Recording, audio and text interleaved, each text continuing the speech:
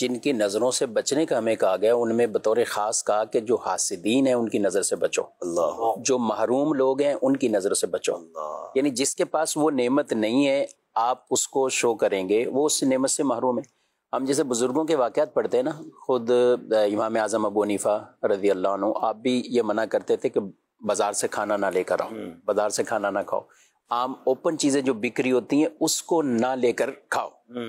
آج کل یہ بڑی عجیب بات لگے گی لوگوں کو کہ یہ کیا ہوا، تو وہ کیوں منع کرتے تھے؟ وہ اس لیے منع کرتے تھے کہ یہ ایسی چیزیں ہیں کہ جس پر محروم لوگوں کی نظریں پڑ چکی۔ اللہ اکبر۔ میرے والد صاحب کراچی میں آئے تو ہم دودھ منگاتے ہیں تو جہاں شاپر تھیلی میں ہے، پنجاب میں یہ کلچر نہیں ہے، وہ برتن میں، بالٹی میں۔ تو اس دن سے میرے گھر میں تھیلا آیا کہ آج کے بعد یہ دودھ ایسے نظر نہیں آئے۔ اچھا، محروم سے مراد یعنی محروم لوگ یعنی ایک تو وہ ہے کہ جس کے پاس قوت خرید نہیں ہے، اور ایک وہ ہے کہ جو اس وقت وہ چیز اس کے پاس میسر نہیں، ضروری نہیں کہ وہ خرید سکتا ہو یا نہ، اور ہم ہر چیز سے بچ بھی نہیں سکتے۔ یہ تو ایک کھانے کی مثال دی ہے، ظاہر آپ نے اچھی گاڑی لی تو روڈ پہ چلائیں گے، اس کو کہاں چلائیں گے؟ آپ کا گھر بھی تو لوگ دیکھیں گے، آپ کا لباس بھی لوگ دیکھیں گے۔ اب اسکرین پر ہمیں لاکھوں لوگ دیکھ رہے ہیں، آج کل سوشل میڈیا ہے، تو سوشل میڈیا پہ ہم چاہے اچھی اس کا استعمال کریں یا کوئی اپنی تشہیر کے لیے کوئی دوسرا بھی استعمال کرتا ہے، لوگ دیکھیں گے تو صحیح۔ تو ہمیں پھر ظاہر ہے اس کے جو حدیث میں باقاعدہ واضح طور پہ بیان کیا گیا، رسول اللہ صلی اللہ علیہ وسلم کے پاس جب کچھ صحابہ آئے تو انہوں نے کہا کہ ہم بکریاں پالنا بہت پسند کرتے ہیں، اور بکریاں، تو مدینے میں آ کر آپ صلی اللہ تعالیٰ علیہ وسلم نے اس بات پر تھوڑا ان سے فرمایا کہ تم جو نا وہ زیادہ کھیتی باڑی کی طرف جاؤ، کسان، یعنی مدینے میں یہ کام زیادہ تھا۔ تو آپ صلی اللہ علیہ وسلم نے یہ ارشاد فرمایا۔ اسی حدیث پہ جو وجوہات بیان کی اس میں ایک یہ بھی بیان کی گئی کہ بکریوں کی کثرت پر ایک وجہ یہ بھی ہو سکتی ہے یہاں پر کہ جہاں ایک چیز نہیں ہے زیادہ تو وہاں یہ نظر کے معاملات ہو سکتے ہیں۔ پھر آپ نے کسان اور اس کھیتی باڑی کی طرف اور اس کی برکتوں کو بیان کیا،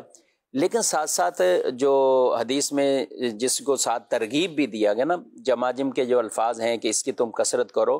اس کی مختلف تعبیرات بیان کی گئی۔ ایک یہ ہے کہ اپنی ان کھیتیوں کے اندر بھی کھوپڑی ٹائپ کچھ لٹکانا، یعنی کوئی ایک ڈنڈا یا کچھ ایسی کہ اس کے اوپر ایک کھوپڑی لگی کہ انسان کو پہلی نظر سے کوئی چیز بھائے نہیں، اس کو بدی محسوس ہو، اس کو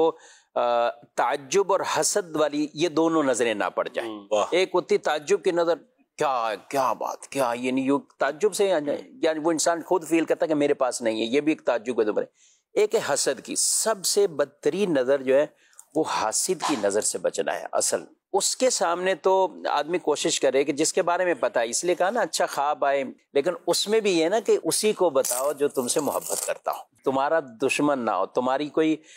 عداوت اس کے دل میں نہ ہو، تو اس کو تو یوں ہم دیکھیں تو قرآن پاک میں بھی اچھا حضرت یعقوب علیہ السلام نے اپنے بیٹوں کو کیا نصیحت کی جب بیٹے سارے جانے لگے؟ اچھا پہلے بھی تو بیٹے گئے تھے حضرت یوسف علیہ السلام کے پاس، گندم لے کر بھی آئے، حضرت یوسف علیہ السلام نے پہچان بھی لیا میرے بھائی ہیں، تو پوچھا بھی اور بھی کوئی ہے؟ ہاں ایک اور بھائی بھی ہیں۔ کہا کہ آئندہ گندم نہیں ملے گی جب تک اس کو لے کر نہیں آؤ گے۔ اب پہلے 10 افراد یہ گئے تھے، اس وقت تو یہ چلے گئے، اب جب آئندہ کے لیے کہا، جب تعارف ہو گیا کہ سارے بھائی ہیں، تو حضرت یوسف علیہ السلام کو تو پتہ لگ گیا تھا، لیکن اس محفل مجلس میں جتنے لوگ تھے سب کو پتہ لگ گیا کہ یہ 10 بھائی ہیں۔ اب جب 11 آنے لگے تو آپ کے والد محترم نے تلقین یہ کی تھی کہ اب تم نے ایک ساتھ ایک دروازے سے نہیں داخل ہونا، تو یہ تمہارے اوپر جو ایک نظر پڑے گی نا کہ یہ 11 بھائی ہیں۔ آج بھی اگر ہم معاشرے میں دیکھیں نا 5-6 بھائی جن کے ہوں، کمانے والے بھی صحیح ہوں، اور وہ صرف محبت اکٹھے کھڑے ہیں، لوگ بعض اوقات یہ بھی تعجب کی نظر ہے، 6 بھائی ہیں ایک ساتھ ہیں، باتیں کر رہے ہیں، ہنس رہے ہیں، ایک ساتھ کام کر رہے ہیں۔ اچھا کچھ فیملیز ہیں جو ایک ساتھ رہتے ہیں، ان میں بڑی محبت ہوتی ہے اور خاص ایسے تہواروں پر ملتے ہیں، تو یہ بھی ایک چیز ہوتی ہے۔ تو حضرت یعقوب علیہ السلام نے یہ گویا کہ ایک بچنے کی تدبیر وہ بتائی کہ 2 کر کے داخل ہونا، اور اس لیے ہمیں ان چیزوں سے بھی بچنا ہے۔ نظر برحق ہے، حدیث سے بالکل یہ ثابت ہے، اور اس کا انکار کرنا، یہ اس کو کہنا کہ یہ بس ایسی دقیانوسی باتیں ہو رہی ہیں، یا ان چیزوں کو بعض لوگ اس کو ان چیزوں سے بھی تعبیرات کر کے وہ نظر کا ہی سرے سے انکار کرتے ہیں، تو ایسا نہیں ہے۔ نظر برحق کے قرآن سے بھی ہے باقاعدہ، اور حدیث طیبہ سے بھی ثابت۔